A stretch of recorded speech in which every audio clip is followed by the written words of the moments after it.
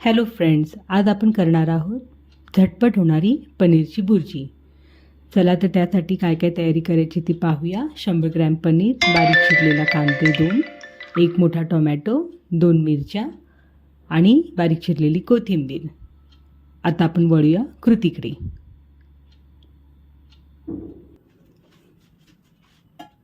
एक भांडं घेतलं आहे, त्यात आपण घालणार आहोत तेल।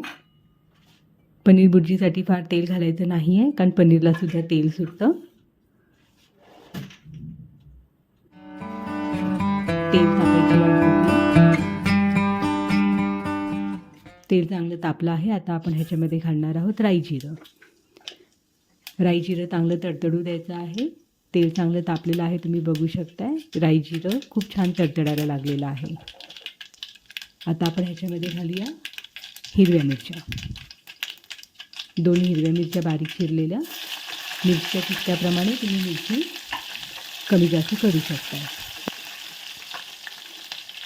आता आपण ह्याच्यामध्ये घालणार आहोत बारीक चिरलेला कांदा। 2 कांदे आहेत हे मध्यम आकाराचे। हे आपल्याला चांगले गुलाबीसर करून घ्यायचे आहे। तेलामध्ये छान मिक्स करून घेऊया आणि कांदा चांगला गुलाबीसर करून घेऊया।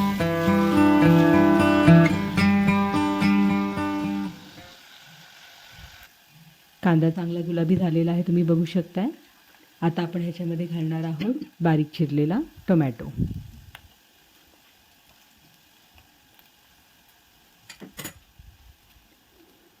हा एक टोमॅटो आहे। कांदा आणि टोमॅटो चांगला मिक्स करून घ्यायचा आहे आणि टोमॅटो मऊ होईपर्यंत आपल्याला चांगलं हे मिश्रण परतून घ्यायचं आहे।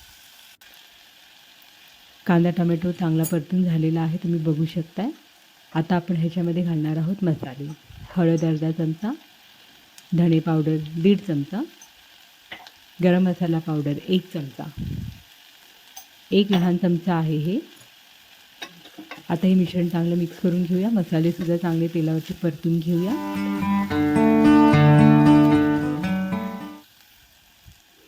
कांदा टोमॅटो आणि मसाले चांगले परतून झालेले आहेत। तर आता आपण ह्याच्यामध्ये ॲड करणार आहोत कुस्करलेलं 100 ग्रॅम पनीर। पनीर शक्यतो कुस्करून घ्या, किसून घेऊ नका। कुस्करून छान होते। आणि कोथिंबीर घालूया। चवीनुसार आपण आता ह्याच्यामध्ये ॲड करणार आहोत मीठ।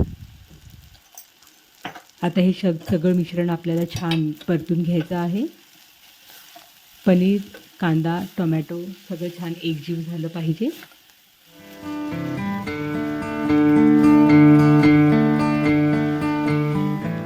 हे आपण छान मिक्स करून घेतलंय सगळं। आता आपण ह्याच्यावरती झाकण ठेवूया आणि 5 मिनिटं भुर्जीला वाफ काढून घेऊया। भुर्जी व्हायला वेळ लागत नाही, पटकन तयार होते। वाफ काढून झाल्यावर तुम्ही बघू शकताय छान भुर्जी तयार झालेली आहे। ही भुर्जी आता रेडी आहे टू सर्व। सर्विंग बोलमध्ये काढून घेऊया।